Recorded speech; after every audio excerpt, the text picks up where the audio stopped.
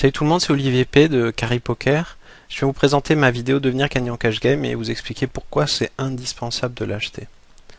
Donc l'objectif de cette vidéo, c'est de s'adresser à des joueurs perdants ou légèrement gagnants en micro-limite, disons NL2, NL10, et d'en faire des joueurs gagnants.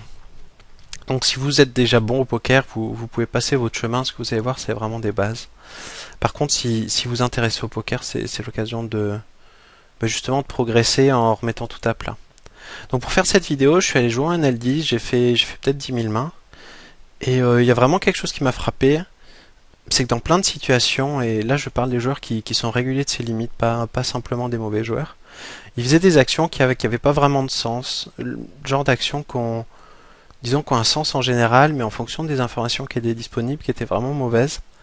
Et je m'étais dit que pour arriver à corriger ça, vraiment, ce qui leur manquait, c'était pas recopier, disons, un jeu qu'on leur a appris, mais tout remettre à plat pour savoir pourquoi ils faisaient chacune de leurs actions et pouvoir prendre des décisions difficiles alors que les situations ont l'air similaires par moment. Donc pour faire cette vidéo et pour tout remettre à plat, effectivement, je me suis basé sur la progression naturelle, disons, qu'on a quand on commence à jouer au poker. Et je pense que c'est ce qui va être le plus efficace pour faire une série de vidéos et aider les joueurs à progresser, disons en regardant le moins de vidéos possible. La première chose qui se passe, c'est qu'on commence le poker, on est là pour s'amuser, on joue beaucoup de mains, on les joue mal, on perd beaucoup d'argent. On se rend compte assez rapidement que jouer les dames 2 suitées, les valets 4 off, etc., c'est des mains avec lesquelles on perd beaucoup d'argent et on se met à jouer très tight. Très tight, disons, on va jouer les As-Valet et mieux. Et on va se rendre compte déjà que soit on perd beaucoup moins d'argent, soit simplement, si les tables sont bonnes, on arrive même à en gagner un petit peu. Et c'est déjà un très bon débit, un très bon début. Ensuite, vu qu'on joue tight et qu'on a l'occasion de jouer assez régulièrement, parce qu'au minimum on perd pas beaucoup d'argent, on apprend à bien jouer tight. Et là, on commence à être un joueur gagnant en général.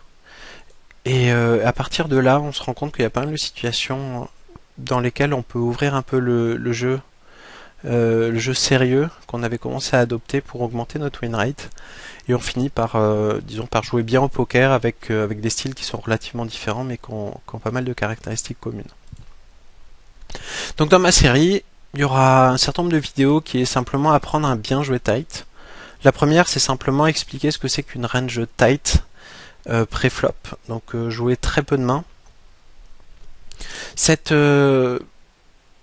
Au début, je voulais faire qu'une seule vidéo, je l'ai rallongé à 2 vidéos pour qu'on ait le temps de voir des situations, qu'on ait le temps de poser quelques bases. Parce que ce qui se passe quand même quand on joue très tight, c'est qu'il se passe pas grand chose. Donc on a besoin d'un petit peu plus de temps pour rencontrer des situations et pouvoir discuter un petit peu. Donc 2 vidéos pour apprendre à développer une range tight, ça apprend beaucoup la patience. Et un petit peu la frustration, mais c'est vraiment un début qui est assez important.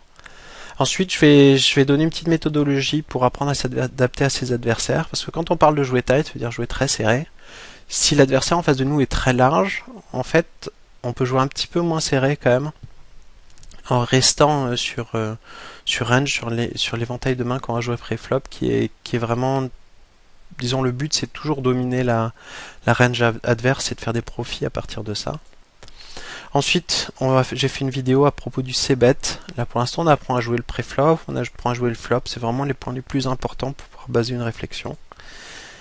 Et donc, jusqu'au c-bet, c'est une sorte de package bien joué tight. Donc vraiment des bases d'un jeu très solide. Une fois qu'on commence à maîtriser ça, on va découvrir les situations de style, de vol, ou typiquement au bouton ou au cut-off. Quand les blindes sont assez serrées, on va beaucoup élargir notre jeu. Et on va voir dans quel cas on l'élargit, dans quel cas on l'élargit pas, pour pouvoir augmenter notre win rate, en sachant qu'on va se mettre dans des spots qui sont beaucoup plus bancaux. Simplement parce qu'on a des mains qui sont en général moins bonnes. Et que déjà, faut savoir bien jouer tight avant de se retrouver à augmenter le style. Et la dernière vidéo que je propose, c'est de discuter un petit peu du 3-bet, en rajoutant un petit peu de bluff. Parce que pour l'instant, je proposais simplement 3 bêtes pour value en général. Donc voilà, ça c'est la série. Je pense que c'est une série qui donne de bonnes bases pour justement ensuite progresser. Déjà pour être gagnant, si on est capable de faire ça correctement, il y a moyen d'être gagnant. en micro-limite. Et à partir de là, de progresser, de se poser des questions sur la suite, et quitte à aller voir des vidéos que je ferai ensuite, ou des vidéos d'autres personnes derrière, pour continuer à progresser, des bouquins, etc.